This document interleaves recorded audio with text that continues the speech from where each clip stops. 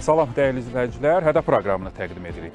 Son illər artan Azərbaycanla Türkiyə arasında iqtisadi-ticari əlaqələr, xüsusən nəqliyyat, kommunikasiya və energetika sahəsindəki əməkdaşlıq bu ölkələrin iki qardaş dövlətin iqtisadiyyatlarına ciddi faydalar verməyə başlayıb. Amma biz son statistika üzərindən bunun təhlilini biraz sonra ekspertlərlə aparacağıq. Amma son illərin digər göstəricilərinə də diqqət yetirsək, bu əməkdaşlıq eyni zamanda region ölkələrin iqtisadiyyatlarına və türk dövlətlərinin sıx birləşməsinə, eyni zamanda Avropa Birliyinin enerji olan tələbatının ödənilməsinə, təhlükəsinin təmin edilməsinə də xidmət edir. Cənab Prezident İlham Əliyev ötən gün Türkiyə Prezidenti Rəcəb Tayyip Ərdoğanla keçirdiyi görüşlər, etdiyi çıxışlar və bəyanatlar da bunu deməyə əsas verir. İğdır-Naxçıvan boru xətti, eyni zamanda bundan sonra reallaşdırılacaq layihələr və onların perspektivləri barədə biz bugün danışacağıq. Əlbəttə ki, ekspertlərlə müzakirəmiz olacaq. Qonaqlarımızı təqdim edirik. Milli Məclis üzvü Aydın Hüseynov, Aydın mən salamlayırıq sizi. Salam. Və iqtisadçılarımız eyni zamanda İqtisadi İslahatların Təhlil və Kommunikasiya Mərkəzinin şöbə müdiri, iqtisadi elmlər doktoru Aqil Əsədov və iqtisadçı Fuad İbrahimov. Xoş gəlmisiniz. Elə bu mövzu ətrafında təxminən 1 saat ərzində müzakirələri apararıq, amma iki ölkə arasında bu əməkdaşlıq nədən qaynaqlanır? Bir tarixə qısa nəzər yetirəcəyik. İlk olaraq cənab Prezident İlham Əliyevin ötən günkü çıxışından qısa bir hissəyə diqqət yetirək.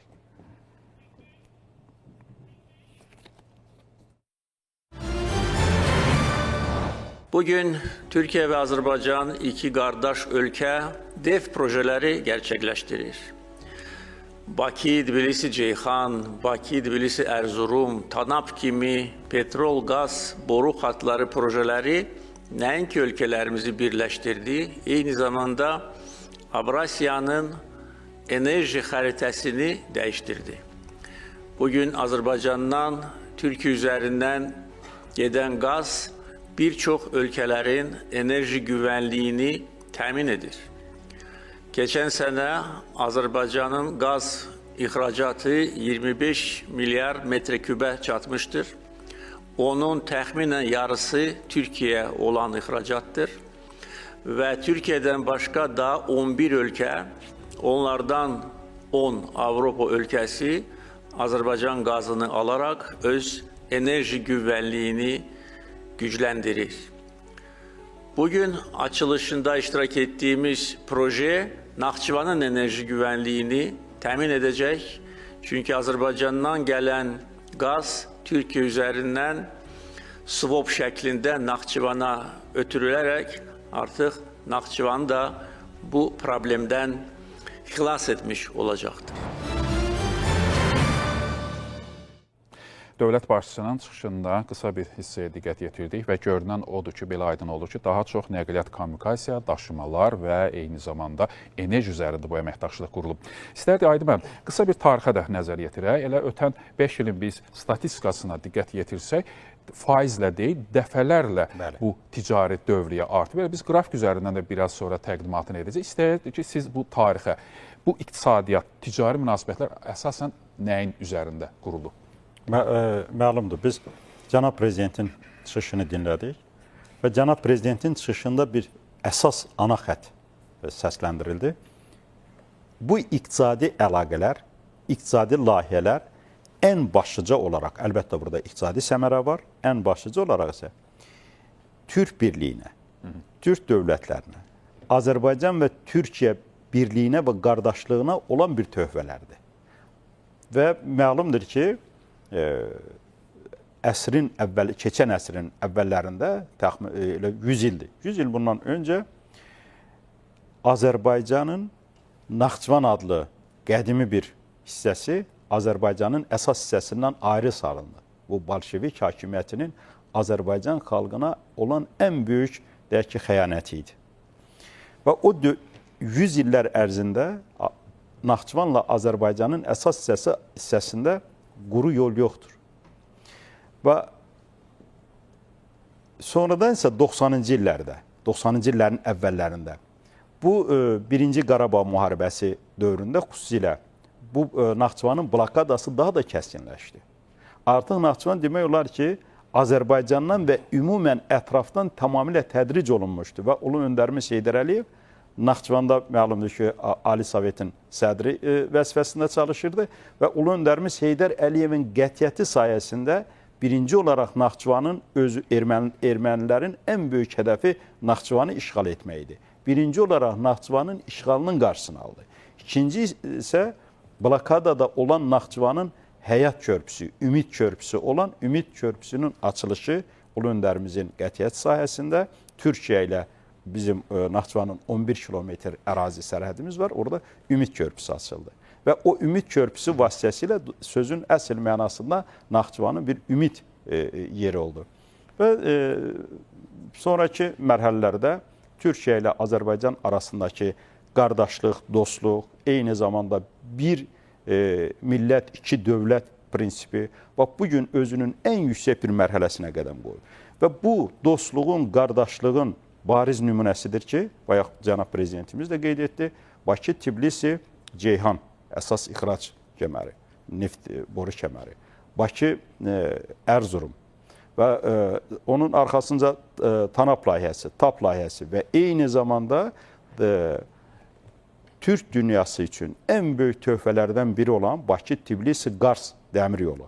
Bax bu layihələr, bax bu deməli hər iki ölkənin həm deyək ki, siyasi qətiyyəti və sayəsində rəhbərlərinin, hər iki ölkə rəhbərlərinin, yəni ölkə prezidenti cənab İlham Əliyev və Türkiyə prezidenti cənab Rəcəb Tayyip Ərdoğanın dostluğunun, qardaşlığının, şəxsi bir-birinə olan hörmət və ehtiramının bir nümayişi, bir nümunəsi olaraq bu layihələr reallaşdı. Və bütün bunlar da hər iki ölkə üçün əlavə iqtisadi dividendlər. Yox, əlbəttə. Təklif eləyərdim ki, bu göstəricilərə diqqət yetirək. Çünki 2020-2024 4 ilin göstəricisi çox gözəl şəkildə 4 dəfəyə yaxın artım. Bəli, əlbəttə 2020-ci ildə 2,2 milyard deməli ticarət dövriyyəmiz olub. Artıq 2021, 22, 20 çox yüksək şəkildə siz o qrafikləri təqdim etmişsiniz və 2024-cü ilin yekununa görə 8 milyard. İndi fikir verirsinizmi? 4 il ərzində 2,2 milyarddan 8 milyarda qədər ticarət dövrəmizin artması bu çox sürətli bir artımdır. Və artıq sonraki hədəflərimiz bizim daha çox olacaq, daha geniş olacaq. Çünki bizim Türkiyə ilə Azərbaycan arasındakı iqtisadi əlaqələrin yeni bir mərhələsi başlayır. Bu yeni mərhələ bizim həm enerji sektorundakı əməkdaşlığımız, nəqliyyat, logistika sahəsindəki və kommunikasiya sahəsindəki əməkdaşlığımız və eyni zamanda bu segmentdə, yəni bu mən xüsusilə orta dəhlizi nəzərdə tuturam və orta dəhliz segmentində Azərbaycan çox mühüm rol oynayır. Və Azərbaycanın deməli şərq və qərb arasında, şimalla cənub arasında coğrafi mövqeyinin bir iqtisadi mahiyyətə çevrilməsi məhz Azərbaycanın bölgədəki və eləcə də regiondakı rolunu daha da artırır. Və bu rolun artması Türk dünyasının birləşməsi deməkdir. Türk dünyasının həm mənəvi, tarixi, eyni zamanda iqtisadi baxımından bir-biri ilə əlaqələrinin daha da genişlənməsi və bu əlaqələrin genişlənməsindən hər deməli Türk dünyasının dövlətləri, xalq, bizim qardaş olan xalqlarımız bundan bəhrə götürür, bəhrələri. İqtisadiyyatımız artır. Artan iqtisadiyyat vətəndaşların sosial rifahına yönəldilir. Artan iqtisadiyyat təhlükəsizliyin təmin olunmasına yönəldilir. Nə qədər ki, bu birlik arasındakı əlaqələr genişlənir, iqtisadiyyat genişlənir. İqtisadiyyat genişləndikcə hər bir dövlətin siyasi, iqtisadi və hərbi qüdrəti genişlənir. Bu, region üçün, dünya üçün bir əmin-amanlıq deməkdir. Sizin qeyd edildiyiniz məsələlərlə bağlı dünən dövlət başçıları arasında danışıqlar oldu. İşgüzar səfər zamanı iqtisadiyyatın demək olar bütün sahələri ilə bağlı müzakirələr edildi. Yəqin ki, növbəti layihələrdə də biz onu görəcəyik və müzakirəsini də aparacağıq. Və yeri gəlmişkən cənab prezidentin bu işgüzar səfəri artıq yekunlaşıb və onun yola salmaq mərasiminə diqqət yetiririk. Dəyərli qonaqlar, sonra yenə müzakirəmiz olacaq. Ankaranın Esenboğa hava limanında dövlətimizin başçısının şərəfinə fəxri qaravul dəstəsi düzülmüşdü.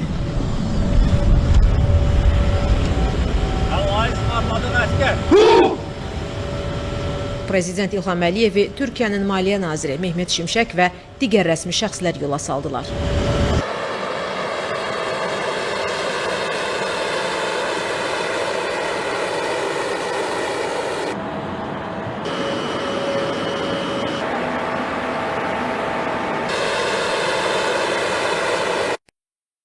Bəli, səfər artıq yekunlaşdı. Hansı qərarlar qəbul olundu, hansı məsələlər üzərində müzakirələr aparıldı və bu görüşün faydası. İstəyərdik elə Türkiyə prezidenti Rəcəb Tayyip Ərdoğanın da bu görüşə münasibətini, bundan sonra nələr reallaşdırılacaq, çıxışına diqqət yetiririk. Sonra bir daha müzakirəmizi davam etdirəcəyik.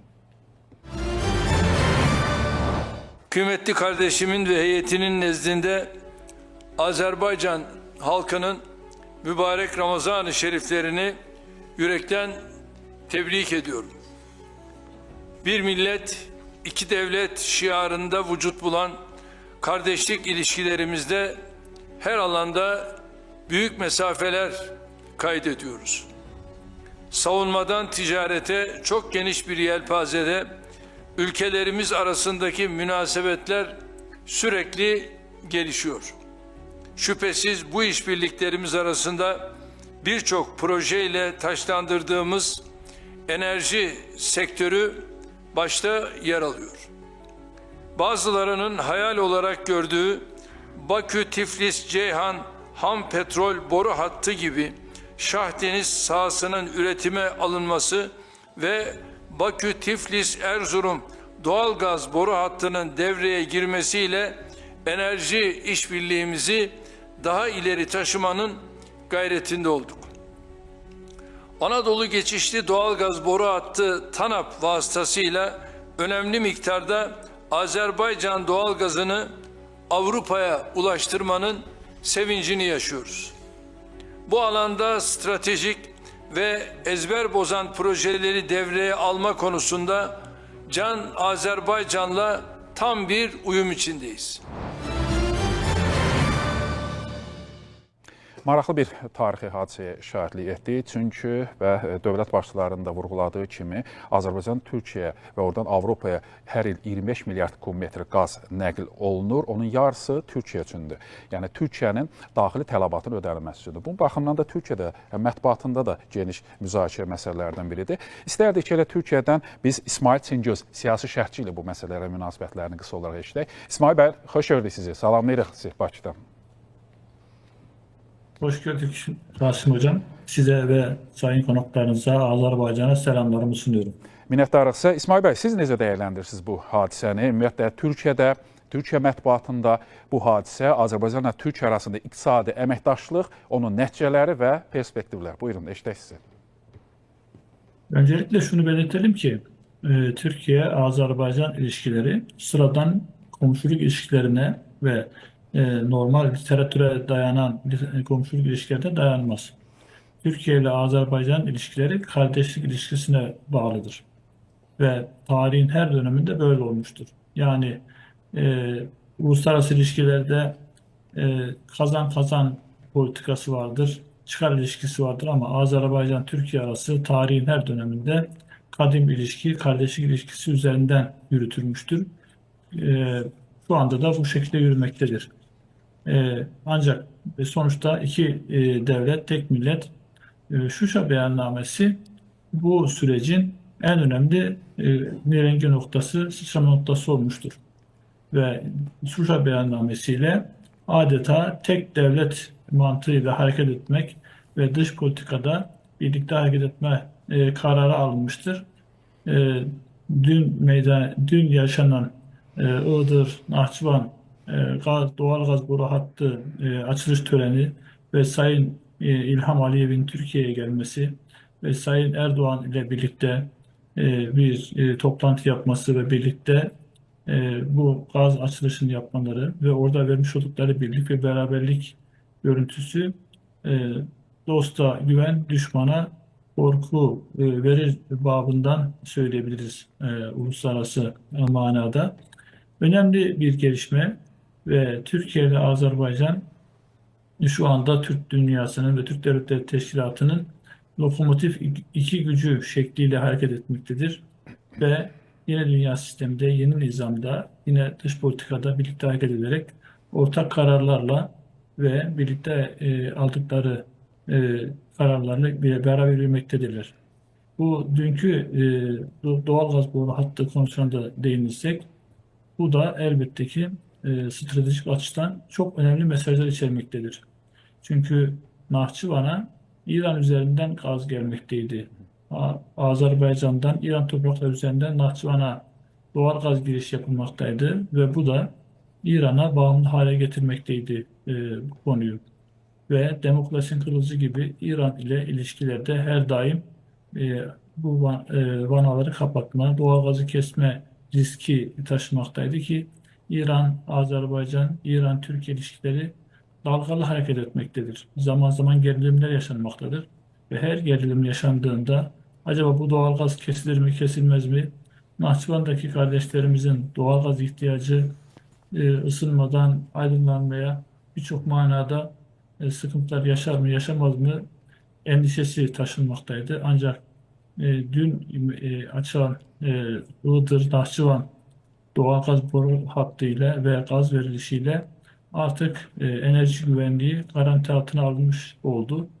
Bu da Türkiye, Nahçıvan, Türkiye-Azerbaycan ilişkilerindeki kardeşlik bağlarına bir tuğla daha koyarak daha ileri seviyelere erişmesi için kademeler, adımlar oluşturmuştur ki Sayın Erdoğan da ileriki aşamada enerji konusunda daha farklı adımlar atılacağını ve birlikte hareket edileceğini söylemesi açısından da önemlidir tabii ki. İsmail bəy, çox sağ olun, çox minnətdarıq biz sizə. Sizə sağ olun. Ağı müəllim, Türkiyəli siyasətçinin də xüsusilə vurğuladığı kimi hal-hazırda Türkiyədə Azərbaycanın reallaşdırdığı layihələr, istəyir dünənki İğdır, Naxçıvan boru kəməri olsun, TANAP olsun, Bakı, Ərzurum və digər layihələr niyə bu qədər diqqətlə izlənilir? Təkcə Türkiyə-Azərbaycan deyil, eyni zamanda Türk ölkələri, Türk Dövlətləri Təşkilatı və Avropa tərəfindən. İstərdi elə infografik, elə xəritə üzərindən təhlilinizi aparasız. Buyurun, zəhmət olmasa. Rejissorumuzdan xahiş edək, xəritəni efirə verilsin. Deməli, Azərbaycan-Türkiyə arasında hörmətli Aydın müəllim də qeyd etdiyi kimi Bakı-Tbilisi-Ceyhan, Bakı-Tbilisi-Ərzurum və dünənləri imzalanan, daha doğrusu açılışı olan İğdır-Naxçıvan kəmərləri var.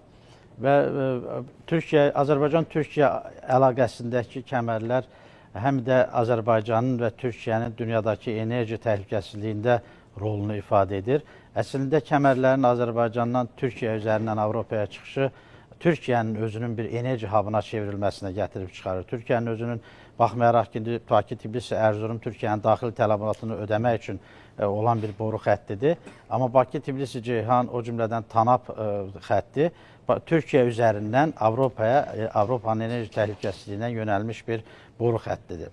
Bu boru xəttlərinin Türkiyə üzərindən keçməsi qeyd etdiyimiz kimi Azərbaycan ki bir nəqliyyat qovşağı kimi, nəqliyyat hub'ı kimi dünyanın Avro-Atlantik məkanına aparıcı bir tərəfidir. O cümlədən Türkiyədə boru xəttlərinin keçidində həmin deməli enerji təhlükəsizliyi qovşağı kimi əhəmiyyət kəsb edir. Ümumiyyətlə Rasim müəllim, biz iqtisadi əlaqələrdən, qarşılıqlı münasibətlərin inkişafından danışırıqsa, bunun özəyində nəqliyyat əlaqələri dayanır. Çünki bu və ya digər yüklərin bir məntəqədən digər məntəqəyə daşınmasında aparıcı vasitə nəqliyyat. O baxımdan da ölkələr arası, region arasında iqtisadi əlaqələrdə əsas aparıcı güc nəqliyyat əlaqələridir. Və Azərbaycandan biz tarixə nəzər salsaq, Bakı-Tbilisi-Ceyhan layihəsindən bağlı çoxsaylı fikirlər vardı. Amma rəhmətli ümumilli lider Tbilisi-Ceyhanı seçərək Ceyhandan keçməsini və bu tarixi bir qərarıdır ki, bu günləri Azərbaycan və Türkiyə artıq Avropanın, dünyanın enerji təhlükəsizliyində əhəmiyyətli rol oynayan bir tərəfə çevrilibdir. İğdır-Naxçıvan kəmərinə gəldikdə istərdim ki, onunla bağlı bəzi rəqəmləri də deyim.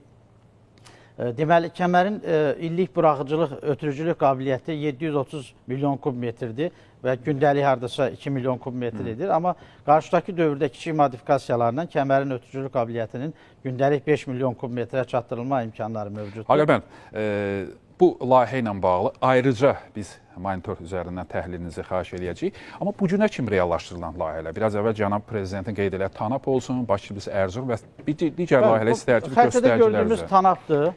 TANAP göründüyü kimi Azərbaycandan deməli Avropaya, Türkiyə üzərindən Avropaya qaz daşınmasını həyata keçirən bir layihədir və müəyyən məsafədən sonra artıq bu TAP adlanır. TANAP deməli Anadolu qaz kəməridir Və bu artıq bu kəmərin reallaşması, həm Türkiyə üzərindən keçməsi qeyd etdiyimiz kimi enerji təhlükəsizliyi baxımından ölkələrimizin əhəmiyyətini ifadə edir. Burada bilirsiniz, cənab prezidentin də çıxışında qeyd etdiyi kimi 25 milyard kubmetr qaz satılır. Bunun yarısı Türkiyənin daxili tələbatı üçün, yarısı isə Türkiyə üzərindən Avropanın 10 ölkəsinə və digər ölkələrə ixrac olunur. Və bu həm Azərbaycan-Türkiyə əlaqələrinin möhkəmləndirilməsi baxımından, həm də eyni zamanda hər iki ölkənin dünyadakı mövqeyinin güclənməsi baxımından əhəmiyyət kəsb edir. Müəllim, 25 milyard kubmetr biz bəzi statistik rəqəmlərə görə tanap 16 milyard. Onun 6 milyardı Türkiyə üçün, 10 milyardı da Avropa üçün. Belə çıxır ki, əsas hal-hazırda reallaşdırılan layihə, daha böyük layihə tanap sayılır. Təbii ki, tanapla sayılır. Həm də ona görə tanap sayılır ki, tanapın elə kəmərin, belə deyək də, kəmərin ölçüsü, uzunluğu onun paylama imkanlarını da ifadə edir. Tanap Avropaya daşıyır və Avropadan şaxələnir. Bir hissəsini Türkiyədə daxili tələbata sərf olunmalıdır. Ona görə əlbəttə əsas axıcılıq gücü tanapın üzərindədir. Amma bugün üçün belədir də, yəni bu həyata keçirilən layihələr, nəqliyyat layihələri belədir ki, bugün üçün biz necə ki, İğdır haqqında deyirik ki, gündəlik 2 milyon kubmetrdir, gələcəkdə 5 milyon kubmetrə qaldırılacaqdır. Tanap üçün də, digər layihələr üçün də ötürücülük qabiliyyətini artırma imkanları mövcuddur. Bu sadəcə həm əlverişli şəkildə lazımi bazarlara çıxış imkanlarından bağlıdır, həm də eyni zamanda təbii ki, dövlətlərarası münasibətlərdə də önəm kəsb edən məsələdir enerji təhlükəsizliyi. Burada indi rejissorumuzdan xahiş edəcək, o birisi xəritə gəlsə efirə Ərzurumla bağlı, Bakı-Tbilisi-Qarşıyla bağlı, cənab prezidentin toxunduğu Bakı-Tbilisi-Qarşı dəmir yolundan bağlı. Buyurun, zəhmət olmasa o məsələ növbəti sualımızda toxunarıq. İstərdik ki, Fuad müəllim, sizin fikirlərinizi öyrənək. Reallaşdırılan indiyə kimi layihələr və Avropanın enerji təhlükəsizliyinin təmin olunmasında onların xüsusi rolu. Sizcə əhəmiyyəti nədir? Rasim müəllim, ilk növbədə onu qeyd edək ki, əhəmiyyət ondan ibarətdir ki, Avropada enerji təhlükəsizliyi ilə bağlı gedən prosesdə hər kəsin göz qabağındadır və nə dərəcədə bu enerji təhlükəsizliyi ilə bağlı Avropa iqtisadiyyatının əlavə xərclərinin artması, bəzi iqtisadi göstəricilərdə tənəzzülə getməsi, bir çox transmilli şirkətlərin iqtisadi dövriyyəsinin azalması, iş yerlərinin bağlanması, ümumiyyətlə də bu sıxlığın əmələ gəlməsinin ümumi nəzərə alsaq, əlbəttə mühüm əhəmiyyət kəsb edir. Bu nöqteyi nəzərdən Azərbaycan hazır icra mexanizmi olan layihələri ilə, indi aydın məsələdir ki, Azərbaycanın Avropaya belə deyək də, ixrac etdiyi qazın həcmi aydın məsələ ki, Avropanın bütün istehlakını belə deyək də, yola verə bilmir. Ancaq ki, nəql olunan, ənənəvi yollarla nəql olunan qazın maya dəyərinin kifayət qədər aşağı olması.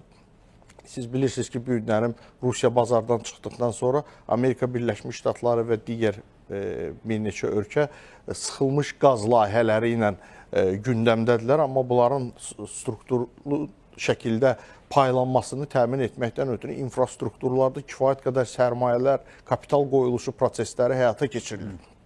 Bu da öz növbəsində əlbəttə ki, Azərbaycanın enerji təhlükəsizliyindəki olan payın həm əlverişliyini, həm cazibədarlığını daha artırır və coğrafi nöqteyi nəzərdən bu günlərin biz təxminən 10 ölkəni qazlaşdırma prosesini həyata keçiririksə, bu coğrafi nöqteyi nəzərdən kifayət qədər, hətta deyədim, Avropanın artıq 1/3 hissəsi, quru hissəsini təmin etmiş olur. Qrafik olduğuna görə istəyərim ötənin göstəricilərini nəzərə salaq. Biraz əvvəl Aqil müəllim də qeyd edir. 25 milyard kubmetr, yarısı Türkiyə, yarısı da Avropa və 10 ölkə ixrac olunur.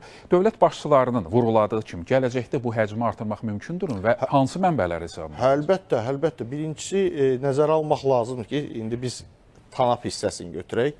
Ümumiyyətlə, layihənin ilkin texniki cəhətdən gücü 10 milyard kubometr nəzərdə tutulmuşsa, perspektivdə bu 20 milyard kubometrəcə artırılması nəzərdə tutulmuşdu 2 dəfə.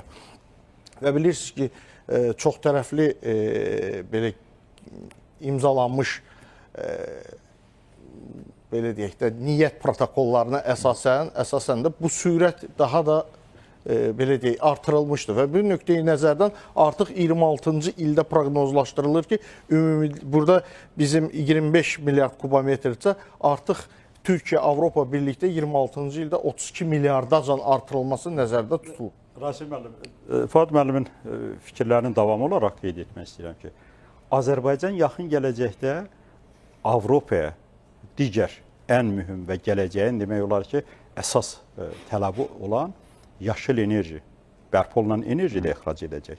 Məlumdur ki, Azərbaycanın bu sahədə böyük potensialı var. Artıq bu yəni külək enerjisinin alınması, günəş enerjisinin alınmasıdır, hidroenerjinin alınmasıdır. Bax, bu sahədə artıq çox mühüm addımlar atılıbdır. İndi siz bilirsiniz ki, sizlə də orada biz bir ASTV-nin əməkdaşlarla çəkiliş etdik.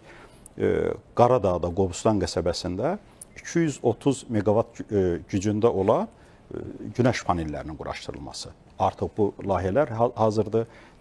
Digər deməli külək enerjisinin alınmasından bağlı həm Xəzər dənizində Azərbaycanın çox böyük potensialı mövcuddur.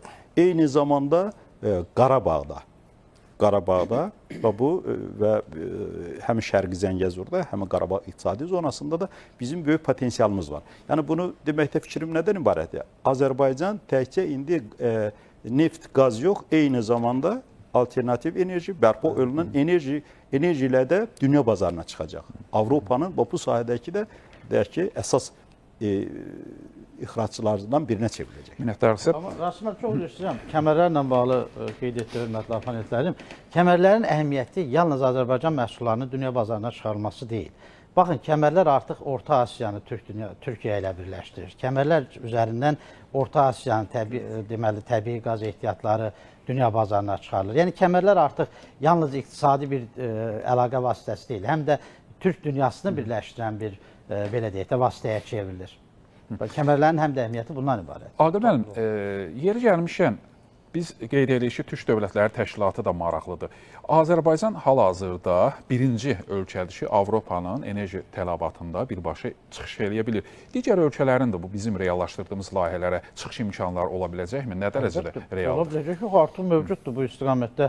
Yəni, Orta Asiya Respublikalarının əvvəl də qeyd etdiyimiz kimi neft və qaz deməli ehtiyatlarından bir qismi Azərbaycandan keçən kəmərlər vasitəsilə Türkiyə üzərindən dünya bazarına, Avropa bazarına çıxarılır və biz kəmərlərin ötürücülük potensialının artırılmasını dedikdə yalnız Azərbaycan ehtiyatlarının çıxarılmasını nəzərdə tuturuq. Həm də eyni zamanda Orta Asiyadan və bugünkü reallıqda hətta deməli şimal istiqamətindən müəyyən qaz ehtiyatlarının dünya bazarına çıxarılması Azərbaycandan keçən kəmərlər vasitəsilə, Azərbaycanın reallaşdırdığı kəmərlər vasitəsilə həyata keçirilir. Və İğdır-Naxçıvan boru xəttinin artıq reallaşdırılması istəyirdik. Bu barədə hər birinizin fikirlərini öyrənək. Biraz əvvəl Aqil müəllim də qeyd elədi, 730 milyon kubmetr il ərzində daşıma gücü olacaq və bunu artırmaq, hətta 2 milyard kubmetrə kimi artırması mümkün olacaq. Siz, Aydın müəllim, biraz əvvəl tarixə də nəzər yetirdiniz. Vaxtında blokadada olmuş bir Naxçıvanın enerji olan, mavi yanacaq olan tələbatında bu layihənin rolu nədən ibarətdir? Ümumən, Naxçıvan həmişə Azərbaycan Respublikası prezidentinin diqqətində olub, Azərbaycan dövlətinin, hökumətinin diqqətində olub. Naxçıvanda çox böyük layihələr həyata keçirilir. Naxçıvanın sosial-iqtisadi inkişaf dövlət proqramı çərçivəsində də deməli, mühüm layihələr reallaşdırılır. Elə bu İğdır-Kars, üzr istəyirəm, İğdır-Naxçıvan boru kəmərinin özü də 2023-26-cı illəri əhatə edən, 27-ci ili əhatə edən Naxçıvanın sosial-iqtisadi inkişaf dövlət proqramı çərçivəsində olan və nəzərdə tutulan bir layihədir ki, artıq bugün reallaşıb. Naxçıvanın enerji təchizatının daha da deyək ki, etibar olması, eyni zamanda şaxələndirilməsi bu çox mühüm əhəmiyyət kəsb edir. Eyni zamanda biz artıq belə deyək ki, həm yaxın şərqdə, həm dünyanın özündə gedən geosiyasi prosesləri izləyirik. Və bu geosiyasi proseslərdə daima Azərbaycanın və Azərbaycan dövlətinin rəhbərinin, Azərbaycanın milli maraqları, dövlətçilik maraqları və bütün təhdidlər, tutaq ki, hər hansı bir risklər və bütün bunların hər biri çox yüksək tərzdə hesablanır. Yenə deyim ki, bugünkü reallığı biz görürük, dünyada baş verən prosesləri görürük və bu baxımından da deməli İğdır-Naxçıvan boru kəmərinin, qaz boru kəmərinin inşa olunması, çox uğurla həyata keçməsi bu artıq Naxçıvanın enerji mavi yanacaqla təminatı üçün bizdə bir əminlik yaradır. Üzr istəyirəm, digər tərəfdənsə bu təkcə əhalinin deyək ki, qazla təminatı demək deyil. Eyni zamanda Naxçıvanda iqtisadi strukturların daha da genişləndirilməsi deməkdir. Məlumdur ki, Naxçıvanda indi vaxtı etibarilə vaxtımız kifayət etməz və Naxçıvanda reallaşdıracaq bizim çox böyük layihələrimiz Bu layihələrə mövcuddur. toxunacaq Aydın müəllim. Elə yer gəlmiş ki, görüntülərdə də elə bu açılış mərasimi göstərilir və dövlət başçısı Rəcəb Tayyib Ərdoğan da bu layihənin mahiyyəti nədən ibarətdir? Hansı dövrlər üzrə xidmət göstərəcək prezidentin çıxışına nəzər yetiririk? Bugün İlham kardeşimle birlikte bu işbirliğine yeni bir projeyi daha eklemekten büyük bir memnuniyet duyuyoruz. Birazdan açılışını yapacağımız Iğdır-Nahçıvan doğalgaz boru hattı enerji alanında daha evvelki stratejik girişimlerimizi tamamlayacaktır. Ayrıca Nahçıvan'la kader birliğimizin adeta nişanesi olacaktır. BOTAŞ tarafından inşa edilen 80 kilometre uzunluğundaki günlük 2 milyon metrekübe kadar taşıma kapasiteli bu hat, özellikle Nahçıvan'ın doğalgaz ihtiyacının tamamını asgari 30 yıl süresince karşılayacaktır. Dolayısıyla bugün Nahçıvan'ın enerji güvenliğini uzun yıllar teminat altına alacak bir projeyi kardeşimle birlikte ülkelerimize kazandırmış oluyoruz. Bu vesileyle şunu da ifade etmek isterim. Türkiye, Azerbaycan barışın, huzurun, refahın tarafındadır. Bölgemizde sadece barış istiyoruz. İşbirliği istiyoruz. Hep beraber kalkınalım istiyoruz. Bu amaçla şimdiye kadar birçok adım attık, samimiyetimizi gösterdik. İnşallah bundan sonra bölgesel barışa, refaha ve huzura yönelik her türlü projeyi birlikte hayata geçirmekte kararlıyız.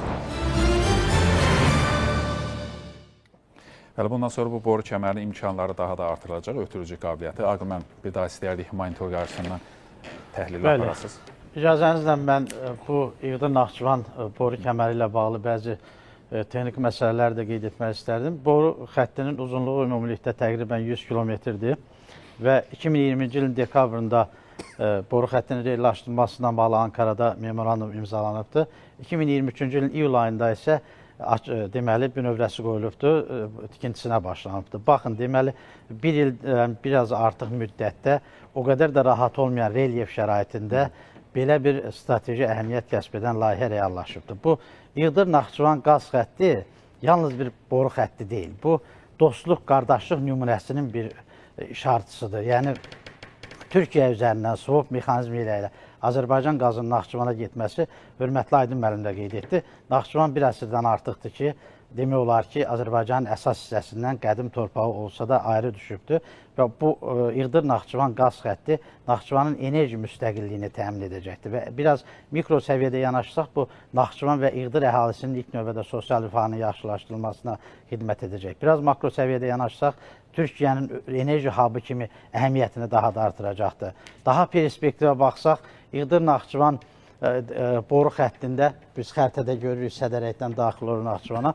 Bu boru xəttində İğdırdan Naxçıvana doğru axın olduğu kimi, Naxçıvandan İğdıra doğru da artıq axın mümkündür və gələcəkdə Zəngəzur dəhlizinin reallaşması artıq bu ərazidən yeni çəkilən enerji dəhlizlərinin həmin boru vasitəsilə... Tərs axın da mümkün olacaq, artırılandan sonra imkanlar. Bəli. Deməli, İğdırdan Naxçıvana doğru axın yaxın perspektivdə Zəngəzur dəhlizi reallaşdıqdan sonra Naxçıvan-İğdır istiqamətində də axın etmə imkanındadır. Naxçıvan hansı mənbələrin hesabına mavi yanacağını daha çox ödəyir? Swap mexanizmi vasitəsilə İran İslam Respublikası üzərindən Azərbaycan qazı ötürülürdü Naxçıvana, amma Türkiyə üzərindən Naxçıvana qazın ötürülməsi Türkiyə-Naxçıvan münasibətləri, Türkiyə-Naxçıvan arasındakı münasibətlər hörmətli millət vəkilimiz də qeyd etdi. Hələ uzun illər əvvəl Ümid Körpüsü ilə Naxçıvanın demək olar ki, bir çox belə deyək də ehtiyaclarının ödənilməsində Türkiyə qardaş olaraq həmişə Azərbaycanın yanında olmuşdu və bu da artıq İğdır-Naxçıvan da onun bir nümunəsidir. Hər zaman cənab prezidentlər də qeyd etdi ki, hər zaman bütün çətinliklərdə Azərbaycan Türkiyənin, Türkiyə Azərbaycanın yanındadır. İğdır-Naxçıvan qaz xətti də bunun bir nümunəsidir və mən ümid edirəm, həm də eyni zamanda arzu edirik ki, tezliklə Zəngəzur dəhlizi reallaşacaq və İğdırdan Naxçıvana doğru deyil, Naxçıvandan İğdıra doğru, oradan isə dünya bazarına Azərbaycan öz təbii qazını çıxaracaq. Aqil müəllim, eyni zamanda bu boru kəmərindən İğdır da istifadə edir. Əlbəttə, təbii, əlbəttə. Deməli, həm Naxçıvan üçün, həm də İğdır üçün. Bəli. Fuad müəllim, yeri gəlmişkən hər dəfə sizlə daha çox müzakirə edirik. Zəngəzur dəhlizinin reallaşdırılmasından sonra, açılmasından sonra bu tip layihələrə imkanları daha da artacaqmı? Yəni Zəngəzur dəhlizinin reallaşdırılması eyni zamanda Naxçıvan mavi yanacağı və digər enerji ehtiyatlarına, nəqli kommunikasiyaların yaradılmasına xidmət edəcəkmi və eyni zamanda bu layihəyə necə təkan verəcək? Əslində dəyərli Aqil müəllim elə toxundu bu məsələyə, o kəmərin hansı istiqamətlərdə işləyə biləcək imkanlarından danışdı. Birincisi, Rasim müəllim, istəyərdim qeyd edeyim ki, biz bu günlərim bu İğdır-Naxçıvan xəttinin daha çox ifadəmizdə deyirik ki, Naxçıvanın təhlükəsizliyi, enerji təhlükəsizliyini belə deyək, tamamilə bərqərar etmiş. Ancaq illər öncə hökumətin siyasəti nəticəsində bu proseslər demək olar ki, İran vasitəsilə həll olunmuşdur. Düzdür, bu layihə daha dayanıqlıdır, ideoloji nöqteyi nəzərdən bunun əsasları başqadır. Ancaq ki, əlbəttə ki, mən belə hesab edirəm ki, İğdır-Naxçıvan xəttinin elə əsası ondan ibarətdir ki, bu gələcəyə bir ismarıcdır, yaxın gələcəyə bir ismarıcdır ki, yaxın gələcəkdə Zəngəzur dəhlizi məhz bura inteqrasiya etməklə revers istiqamətində, əks istiqamətdə hərəkət və eyni zamanda da bu xəttin artıq şahələnməsi ilə və buraxılış həddinin imkanlarının daha da geniş olması ilə axırı böyük Azərbaycanımızın artıq ixrac potensialını sığortalayaraq, diversifikasiya edərək ixrac kəmərlərimizin artımı ilə nəticələnəcək bir layihədir. Minnətdarıq. Aydın müəllim, biraz əvvəl siz maraqlı bir nüansa toxundunuz. Naxçıvan inkişafı ilə bağlı bir dövlət proqramı var və bu layihədə həmin dövlət proqramında xüsusilə vurğulanıb. Birbaşa Naxçıvanın iqtisadi imkanlarının artırılması üçün bu layihənin mahiyyəti, əhəmiyyəti nədir? Qeyd etdiyimiz kimi, bu birinci növbədə Naxçıvanın enerji qazla, mavi yanacaqla təminatı üçün bir əminlik var. Və çıxış Türkiyə prezidenti cənab Rəcəb Tayyib Ərdoğanla bayaq qeyd etdi, biz dinlədik çıxışını, 30 il müddətində ən azı. Yəni, getdikcə biz bilirik ki, yəni Naxçıvanda çox böyük iqtisadi layihələr həyata keçirilir, Naxçıvanda böyük struktur dəyişiklikləri həyata keçirildi və bunlar öz müsbət nəticəsini verməkdədir. Naxçıvan nə qədər ki, blokadadan çıxır, orada əhalinin daha da artması, əhalinin deyək ki, belə deyək ki, daha geniş şəkildə Muxtar Respublikanın özündə təmsil olunması və iş yerlərinin açılması bu əhalinin sayını artırmaqla yanaşı, orada iqtisadi potensialını da daha da genişləndirir. Yəni, biz indi nəzərdə tuturuq, tutaq ki, indiki tələbat və 30 il bundan sonraki tələbat. Və onu da biz proqnozlaşdırmalıyıq ki, və Naxçıvanın indiki şəkildə çox böyük inkişafı, eyni zamanda, bayaq Fuad müəllim də qeyd etdi, Aqil müəllim də qeyd etdi, eyni zamanda Zəngəzur dəhlizinin açılması bu bir tarixi reallıqdır. Bundan qaçmaq mümkün deyil. Birinci də onu qeyd edək ki, Ermənistan 2020-ci ildə kapitulyasiya olunduqda bir öhdəlik olaraq üzərinə götürmüşdür Naxçıvanla kommunikasiyanın açılmasını. İndiyə qədər gecikdirir, ancaq bunu çox gecikdirə bilməz. Birinci növbədə onu da qeyd edək ki, Naxçıvanla Azərbaycan arasındakı quru yolun olması bu tarixi ədalətin bərpa olunması deməkdir. Bu Azərbaycan xalqının tarixi, ədalətli və mənəvi istəyidir. Bu yerinə yetiriləcək. İkinci bir tərəfdən Zəngəzur dəhlizi təkcə deyək ki, Azərbaycanın Naxçıvanla birləşdirmə bu bizdən ötəri ən önəmlidir. Onun yanaşı böyük iqtisadi bir mahiyyət daşıyan, uzaq şərqdən Avropaya qədər daşınan yükləri surətləndirən və deyim ki, bayaq da qeyd olundu, müasir iqtisadiyyatda surət və eyni zamanda nəqliyyat və bunlar önəmli rol oynayır ki, orta dəhliz üzərində yerləşən Zəngəzur dəhlizinin açılması yaxın müddətdə reallaşacaq və Naxçıvanın iqtisadiyyatı getdikcə daha da genişlənəcək. Və məlumdur ki, siz də qeyd etdiyiniz kimi, Naxçıvanda azad iqtisadi zonanın yaradılması, bu perspektiv planlarda var.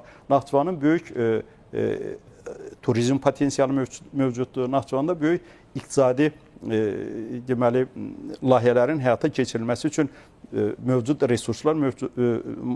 resurslara malikdir və həmin nəqliyyat logistikasının genişlənməsi, eyni zamanda böyük layihələrin həyata keçirilməsi, Naxçıvanın özünün Türkiyə ilə sərhəd olması, Avropaya açılan əsas qapı rolunu oynaması, şərq və qərb arasındakı bu coğrafi mövqeyi getdikcə Naxçıvanın həm siyasi mahiyyətini, həm iqtisadi mahiyyətini, həm coğrafi mahiyyətini daha da artıracaq deyə Naxçıvanda böyük layihələr həyata keçiriləcək. Bu isə qeyd etdiyimiz kimi indidən bu layihələrin reallaşması və daha da ölkə iqtisadiyyatında ümumi bir səmərə verməsi üçün atılan addımlar indidən başlayıbdır.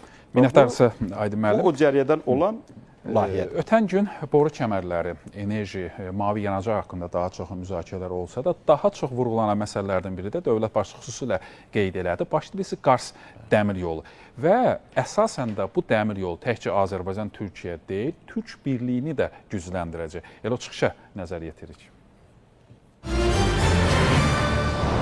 Bizim birgə həyata keçirdiyimiz enerji projelərimiz eyni zamanda ulaştırma projelərinin gerçekleşmesine de imkan verdi ve bugün Türkiye'ni Azerbaycan'la birleştiren Bakı-Tbilisi-Kars demir yolu çok güzel avantajlar sağlayır. Hem ülkelerimiz için hem daha geniş coğrafya için.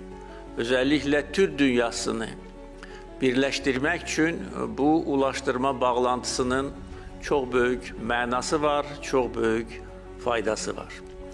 Ve tabii olarak Türkiye ile Azerbaycan arasındaki birlik, kardeşlik bütün Türk dünyasına büyük bir töhfədir. Türk dünyasının birleşmesi yolunda aziz kardeşim Sayın Cumhurbaşkanı'nın çok büyük rolü var.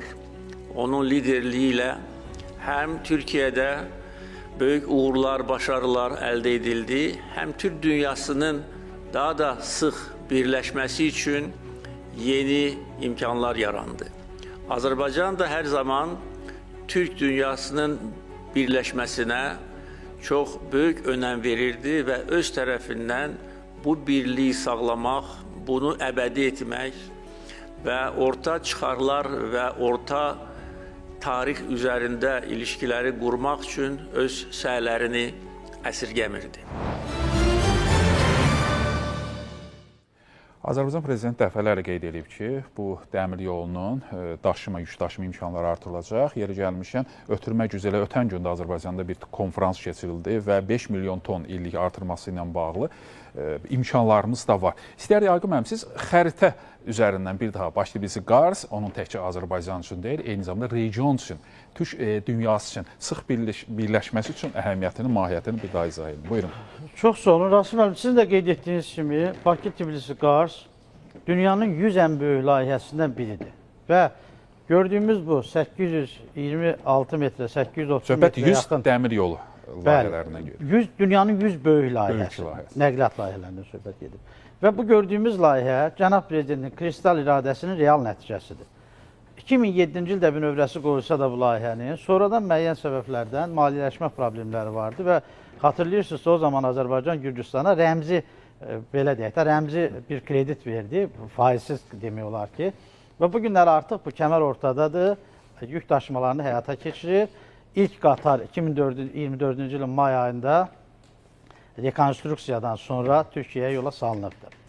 Və burada bir məsələni qeyd etmək istərdim ki, 830 metrə yaxın olan kəmərin 260 metrə yaxını Gürcüstan ərazisinə düşür, 500 kilometrə yaxını Azərbaycan ərazisinə düşür və qalan hissəsi Türkiyəyə düşür. Gürcüstan hissəsində kəmərin keçidi 2400 metrdən daha yüksək dağlıq ərazilərdən keçir. Yəni relyef o qədər mürəkkəbdir ki, əslində kəmər 2017-ci ildə istifadəyə verilmişdi və ilkin daşınmalar həyata keçirilirdi. Amma sonradan həmin hissənin, dediyimiz Gürcüstana aid olan o həmin hissənin rekonstruksiyasına ehtiyac oldu. 2024-cü ildə o rekonstruksiya başa çatdıqdan sonra qeyd olunduğu kimi artıq may ayında ilkin qatar Türkiyəyə, Bakıdan Türkiyəyə göndərildi. Bakı-Tbilisi Qarsı bir çox mənbələrdə dəmir ipək yolu adlandırırlar. Bakı-Tbilisi-Qarsın mahiyyəti yalnız Azərbaycan və Türkiyə arasında daşımalar deyil. Bakı-Tbilisi-Qars Orta Asiyadan, Çindən gələn yük axınının Azərbaycan, Gürcüstan, Türkiyə üzərindən Orta dəhlizin birisi. Bəli, Orta dəhlizin bir neçə marşrutu var. O marşrutun biri ki, Qazaxıstandan, Çindən Qazaxıstana və Xəzər üzərindən Azərbaycana daxil olub, Azərbaycan üzərindən baxdığımız Bakı-Tbilisi-Qars kəməri vasitəsilə, o cümlədən şərq-qərblə, avtomobil yolu ilə, şimal-cənub nəqliyyat dəhlizi ilə müxtəlif istiqamətlərə paylaşılır. Bakı-Tbilisi-Qarsa gəldikdə isə ilk istifadəyə veriləndə 1 milyon tonudur illik daşıma həcmi. Amma hal-hazırda aparılan rekonstruksiya işlərinin də əhəmiyyətinin biri də oydu ki, daşıma həcmi artıq 5 milyon tona çatdırılıbdır və demək olar ki, ildə 300-dən artıq blok qatar göndərilmək gücündədir və dəfələrlə səsləndiyi kimi dünyanın əsas yük axını Çindən Avropayadır. Bu yükün hal-hazırda biz çox az bir hissəsini, belə deyək də, bir neçə 2-3% qədərini cəlb edə bilirik. Nəqliyyat layihələri ona xidmət edir, ona dəlalət edir ki, biz Çindən Avropaya daşınan 600 milyarddan çox yükün və 200 milyard dolları aşan bir yükün müəyyən hissəsini Orta Asiya üzərindən Çin, Qazaxıstan, Azərbaycan və Türkiyə üzərindən, Gürcüstan üzərindən dünyaya çıxardır. Bugün uzun illər öncədən ələtdə 400 hektardan artıq ərazidə tikilən liman, Azərbaycanın nəqliyyat sistemində, infrastrukturun inkişaf istiqamətində atılan addımlar hamısı ona dəlalət edir ki, Azərbaycan bir nəqliyyat hubı kimi öz əhəmiyyətini daha da artırır və bu günləri qarşımızda dayanan Bakı-Tbilisi-Qars artıq Orta Asiyanı deyil, Türkiyə ilə Türk dünyasını birləşdirən bir qan damarıdır. Türk dünyasının əsasını təşkil edən bir, deməli, Karl Marx dəmir yol xəttini qan damarı adlandırırdı. Oradan qaynaqlandı. Bakı-Tbilisi-Qars Türk dünyasını birləşdirən bir qan damarıdır. Çox sağ olun, minnətdarıq sizə. Fatma müəllim, istəyərdik ki, siz orta dəhlizin bir hissəsi olan Bakı-Tbilisi-Qarsın əhəmiyyətinə danışarsınız. Aqib müəllim qeyd elədiyi kimi, maraqlı bir statistik göstərici dedi, dünyanın 100 ən böyük layihələrindən biridir. Mahiyyəti nədən ibarət? Bir də 5 milyon ton illik daşıma gücünü hansı mənbələr hesabına təmin etmək mümkün olacaq? Demək, Rasim müəllim, ilk növbədə qeyd eləyək ki, dünya iqtisadiyyatının parametrlərinin tələbləri o dərəcədə əhəmiyyətli dərəcədə dəyişilir ki, bu günlərim dəhlizlər aydın məsələdir ki, ən mühüm əhəmiyyət kəsb edən bir varlıqdır. Bu nöqteyi nəzərdən şərqlə qərbin arasında olan bu dəhliz, eyni zamanda da bu kəmər, dəmir yolu artıq icra mexanizmi olan bir layihədir. İcra mexanizminin də göstəricisi odur ki, dünya belə deyək də, iqtisadiyyatında bir əmtə bazası rolunu oynayan Çindən Avropaya nəzərə alsaq ki, tək 2023-cü ildə artıq onların ticarət dövriyyəsi Avropa ilə Çin arasında 750 milyardı ötmüşdür. Halbuki pandemiya öncəki rəqəmlər 550 milyonun üzərində idi. İndi təsəvvür edin, pandemiyadan sonra artım tempinə diqqət yetirir. Yəni, bu nöqteyi nəzərdən əgər A punktundan B punktuna bu belə deyək, əmtənin çatdırılması, yükün çatdırılması 2 həftə baş verirsə, bu digər alternativ yollarla bilməm, heç bir dəhlizlə mümkündür. Yəni, cənubdan biz bunu götürsək, Sueş kanalı ilə çatdırılması və yaxud Rusiyanın ərazisi ilə çatdırılması şimal istiqamətində nəzərə alsaq ki, hər şey iflic vəziyyətindədir. Bu günlərin bu dəhlizin heç bir alternativi və rəqabət yönümlülüyü yoxdur. Ancaq ki, burada digər məsələ var ki, texniki cəhətdən yük aşırma qabiliyyətinin artırılması istiqaməti. Yəni, bugün bizim problemimiz yoxdur ki, yük hardan tapaq daşıyaq. Bu günlərin onun daha çox yük aşırma qabiliyyətinin artırması istiqamətində işlə gedir. Bu da ki, paralel hər şey göz qabağındadır. Yəni, bugün Xəzər dənizindəki ən çox sayılı ticarət donanmamız, müasir dövrün tələblərinə cavab verən beynəlxalq Bakı dəniz limanımız. Eyni zamanda artıq hazır vəziyyətdə olan Bakı, Tbilisi, Qars, indi bayaq Aqil müəllim qeyd elədi, müəyyən texniki problemlər vardı, amma aradan qaldırıldı. Və eyni zamanda perspektivdə nəzərə alsaq ki, biz Zəngəzur dəhlizi ilə də bu şaxələnmə prosesini daha da genişləndirəcək. Düşünürəm ki, dövrün ən əhəmiyyətli, ən cazibədar bir dəhlizlərindən ola biləcək Bakı-Tbilisi-Qars kəməri qeyd oluna bilər. Əsası orada qeyd olunur. Fuad Rasim müəllim, müəllim, bir çox əlavə- qısa zəhmət olmuş. Qısaca müəllim. Fuad müəllim çox düzgün qeyd etdi və eyni zamanda bu orta dəhlizin Azərbaycan segmentin rolundan danışdıq. Burada ən böyük faktorlardan biri də əlbəttə iqtisadi səmərəsi. Bütün bunlar çox gözəl arqumentlərlə səsləndirir. Fuad müəllim dedi. Təhlükəsizlik. Və burada bir təhlükəsizlik var. Eyni zamanda etibar. Yəni bax Azərbaycanın dünyada qazandığı o imic və indiyə qədər üzərinə götürdüyü bütün öhdəlikləri yüksək tərzdə yerinə yetirməsi və iqtisadi əməkdaşlıq etdiyi ölkələrlə hər hansı bir siyasi dildə yox, qarşılıqlı əməkdaşlıq çərçivəsində işlərin qurulmasıdır. Təşəkkür edirik sizə, dəyərli qonaqlar, minnətdarıq dəvətimiz qəbul etdiyiniz üçün. Bəli, dəyərli izləyicilər, bizə ayrılan bu vaxt burada yekunlaşır. Növbəti buraxılışlarda digər mövzularla qarşınızda olacaq. Sağ olun, sağlıqla qalın.